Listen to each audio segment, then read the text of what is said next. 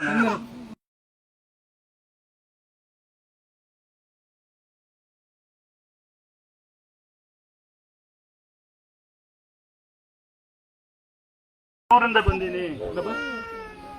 ಬಂದೀನಿ ಇದೇ ಫಸ್ಟ್ ಬಂದೀನಿ ನನಗೆ ಅರ್ಜೆಂಟ್ ಇದೆ ಅಂತಕ್ಕಂಥ ಯಾರ ಇದ್ದರೆ ಮಹಾನುಭಾವರು ದಯವಿಟ್ಟು ಅಡ್ಬಿದ್ದು ಮನೆಗೆ ಹೋಗಿ.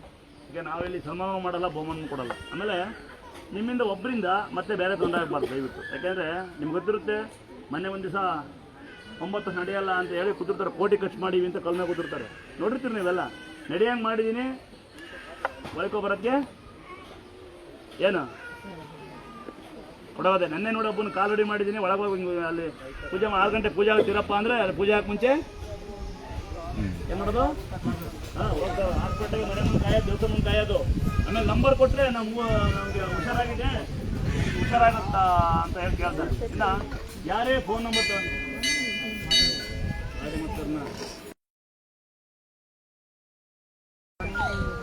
ಕೊಡೋಣ ಆತಾರೆ ಅಂತ ಪೂರ ಆತಾರೆ ಅಂತ ಏನು ಮಾತ್ರ ನಾನಪ್ಪ ನಿಮ್ಗೆ ಗೊತ್ತಿರುತ್ತೆ ಅನ್ನೋದಾದ್ರೆ ನಮ್ಮಪ್ಪ 2 ರೂಪಾಯಿ ಸಂಬಳ ಕೂಡ ಬಂದಿದ್ದೆ ಅಂತ ಹೇಳ್ತಾ ಇರ್ತೀನಿ ನಾನು. ಈ ಊರಿಗೆ ನಾನು 13 ರೂಪಾಯಿನ ಬ್ಯಾಂಕ್ ಸೈಡ್ ಕೆಲಸ ಮಾಡಿದ್ದೀನಿ. ನೀವು ನಿಮ್ಮ ಮಕ್ಕಳು ಮನೆಗೆ ಉಂಡು ತಿಂದು ಮಲಗಿದ್ರೆ ಅವ್ರ ಮಕ್ಕಳು ಬಂದು ಬುದ್ಧಿ ಕಲಿಸೋಕ್ಕಾಗಲ್ಲ.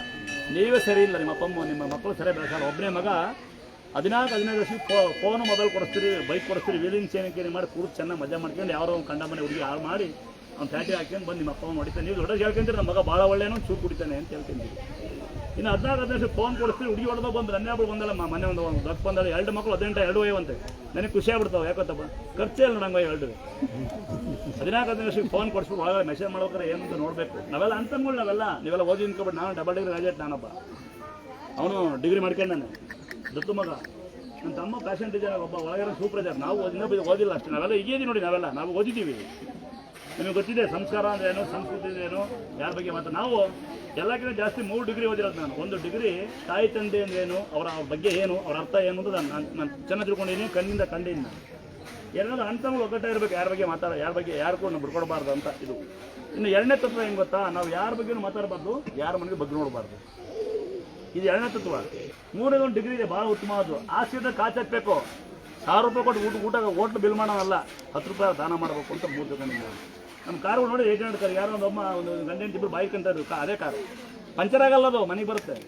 ನಿಮ್ಮ 70-80 ಲಕ್ಷ ಕಾರು ಹೊಡೆದ್ರೆ ಸ್ಪಾಟ್ ಔಟು, ಬಡ್ಕೊಳ್ಳೋದು. ಸೀಟ್ ಇಸಕ್ಕಾಗಲ್ಲ, ಸಾಧಿಸೋಕ್ಕಾಗಲ್ಲ ಅಂತ ದೊಡ್ಡ ಕಾರ್ ತಗೊಂಬರೋದು. ಲೋನ್ ಕಟ್ಟಕ್ಕೆ ಆಗ್ತಿಲ್ಲ ಬರೋದು, ದೊಡ್ಡ ಕಾರ್ ಬೇಕೇ ಬೇಕು. ಕಂಡ ಮನೆ ಬದ್ಕೊಳ್ಳೋದು. ಸಣ್ಣ ಮನೆ ಕಟ್ಕೊಂಡ್ರಪ್ಪ ಅಂತ ದೊಡ್ಡ ಓಲ್ಡ್ ಮನೇನೇ ಆಗ್ಬೇಕಿಲ್ಲ. ಎಂತ ಡೈವರ್ಸ್ ಇಲ್ಲ, ಗಂಡ ಡೈವರ್ಸು. ಅಪ್ಪ ಅಮ್ಮ ಅನರ್ಸಂದಲ್ಲಿ ರೋಡಲ್ಲಿ, ಮಕ್ಕಳು ಹಾಸ್ಟೆಲ್ಲಿ, ನೀವು ಸೋಕಿ ಅವ್ರು ಬರೋದಿಲ್ಲ. ದೇವ್ರು ಅರ್ಧಬರ್ಧ ಮನೆ ಕಟ್ಟಿವಿ, ಯಾರು ಬೈತೀನಿ ಅಂದರೆ ಅರ್ಧಬರ್ಧ ಮನೆ ಕಟ್ಟಿವಿ, ಮನೆ ಕಟ್ಟಕ್ಕಾಗಲ್ಲ ಅಂತ ಬರ್ತಾರೆ. ಸಣ್ಣ ಮನೆ ಕಟ್ಕೊಳ್ರೆ 12 ಲಕ್ಷ ಮನೆ ನೋಡ್ಕೊಂಬರ್ರೆ, 8 ರೂಮ್ ಇದ್ದಾವೆ, ಪ್ಲಾನ್ ಗೊತ್ತಿ ನೋಡ್ಕೊಂಬರ್ರಿ. ಸಿಂಪಲಾಗಿ ಕಟ್ಟೀನಿ, ಈಗ ಹಂಚಾಕೀನಿ. ಆಗುತ್ತಾ ಸಾಲ ಮಾಡಿರಿ ಬಂದು ದೇವ್ರ ತಿಳ್ಸಲ್ಲ. ನಿಂತ್ಕೊಳ್ಳಿ, ಯಾರು ದೂರನೇ ಬಂದಿವಿ ನಾವೇನು ಮಾಡೋಕ್ಕಾಗಲ್ಲ. ಇನ್ನೊಮ್ಮೆ ಮಗದೊಮ್ಮೆ ನೆನ್ಪಿಟ್ಕೊಳ್ಳಿ, ಇಲ್ಲಿ ಪವಾಡ ನಡೆಯುತ್ತೆ ನಿಮ್ಮ ನಂಬಿಕೆಯಿಂದ ಮಾತ್ರ. ನೀವು ನಂಬಿರೆ ಈ ಜಾಗ ತಾಯಿಯನ್ನು ಒಂದು ಸ್ವಲ್ಪ ಕಲಿಕ ತೋರ್ಬೋದು. ಯಾಕಂದ್ರೆ ಒಂದೇ ಗಂಡ ಒಂದೇ ಹೆಂಡತಿಗೆ ಡೈವರ್ಸ್ ಕೊಟ್ಟು ಒಂದು ಮಗು ಅಳುತ್ತೆ ಅಂತೀರಾ, ಬಸ್ಸಾಗಿ ಕಾಯ್ತೀರಿ, ಟ್ರೈನಾಗ ಕಾಯ್ತೀರಿ, ಆಂಬುಲೆನ್ಸಾಗಿ ಕಾಯ್ತೀರಿ, ಆಧಾರ್ ಕಾರ್ಡ್ ಕೊಡಲ್ಲ, ರೇಷನ್ ಕಾರ್ಡ್ ಕೊಡೋಕೆ ತಾರಕಾಸ್ಬಿಟ್ಟು ನಾಯಿ ಥರ ಕಾಯ್ತೀರಿ. ನಿಮ್ಮ ಬ್ಯಾಂಕ್ ದುಡ್ಡು ನಿಮ್ಮದೇ, ದುಡ್ಡು ನಿಮ್ದು ಅವ್ರದ್ದು ಬ್ಯಾಂಕರ್ದು ನಿಮ್ದು ಕೊಡ್ತಾರೆ, ನಿಮ್ಮ ಟೈಮಿಗೆ ಕೊಡ್ತಾರೆ. ಸರ್ವ ರೊಕ್ಕ ಮಾಡಲ್ಲ, ಬಾಯಿ ಮನೆಗೆ ಹೋಗ್ತಾರೆ. ಇಲ್ಲಿ ದೇವಸ್ಥಾನದಲ್ಲಿ ಏನು ಬೇಡಪ್ಪ, ನಾವು 1 ರೂಪಾಯಿ ಕೇಳಲ್ಲ.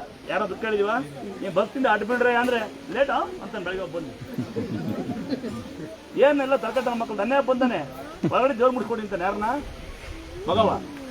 ಮಗ ಮುಡಿಸ್ತಿದ್ದಾರೆ, ಉಳಿಸಿದ್ವಿ ಅದರ ದೇವ್ರು ಅಮ್ಮ ಹುಡುಕಿ ಬರುತ್ತೆ. ನಮಸ್ಕಾರ ಮಾಡ್ಕೊಂಡು ಹೋಗಿ ಒಬ್ಬರೇ ಮುಡ್ಸೋಕ್ಕಾಗಲ್ಲ ಅಲ್ವಾ. 1 ಗಂಟೆ 1 ಹೆಂಡತಿಗೆ ಮುಡ್ಸೋಕ್ಕಾಗಲ್ಲ. ಅವ್ನು ಹೆಂಡತಿ ಕೂತಾಳಂತೆ, ಹೆಂಡತಿ ಅಲ್ಲಪ್ಪ ನಿಮ್ಮ ಹೆಂಡತಿ ಕೆಳಗಲ್ಲಂತೆ. ಇಲ್ಲಿ ಕೂತಾಳ ಹೆಂಡತಿ ಮೊಬೈಲ್ ಇಕ್ಕೊಂಡು, ಅಲ್ಲಿ ಗಂಡು ಬಂದಾನೆ ದೇವ್ರು ಮುಡಿಸಿ ಅಂತ. ಏನಪ್ಪ ಎಲ್ಲ ಏನಿಲ್ಲ. ಆಮೇಲೆ ನಂಬಬೇಕು, ನಂಬಿಕೆನೇ ದೊಡ್ಡ ಜೀವನ. ನೋಡಿ ಸಾಕ್ತಾರೆ ಮಕ್ಕಳು, ಪೂಜಾರಿ ದೇವರು ಅಂತ ಶಾಸ್ತ್ರ ಇದೆ. ಏನೋ ಇದೆಯಾ? ಕಲ್ಲು ದೇವರಾಗ್ಬೋದು, ಮಣ್ಣು ದೇವರು, ನಾವು ದೇವರಾಗ್ಬೋದು. ಯಾರ ಬಗ್ಗೆ ಮಾತಾಡಬಾರ್ದು, ಅಸೂಯೆ ಇರಬಾರ್ದು, ನಾವು ದೇವರಾಗ್ಬೋದು ಮನ್ಸು ಮಾಡಿ.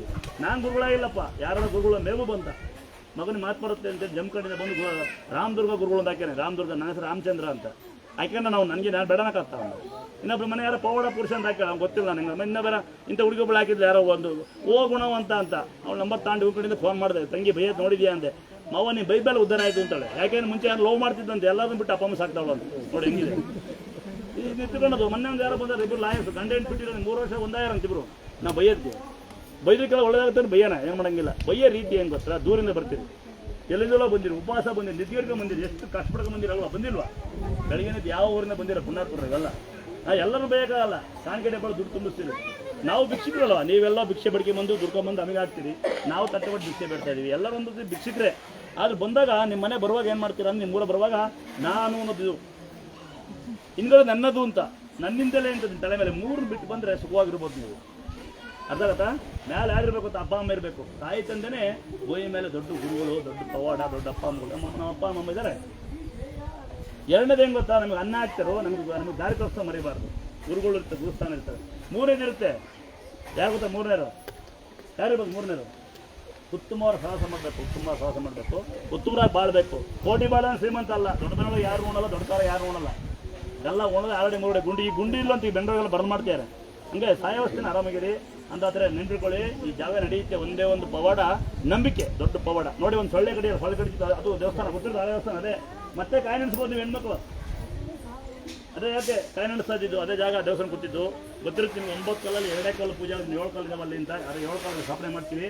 ಅದನ್ನು ಕೆತ್ತಕ್ಕೆ ಆಗಿಲ್ಲ, ವಿಗ್ರಹಗಳು 3 ಸಲ ಕೆತ್ತಕ್ಕೆ ಭಾಳ ಜನ ಕಷ್ಟಪಟ್ಟೋದ್ರು, ಯಾರ ಕಾಲ ಆಗಿಲ್ಲ.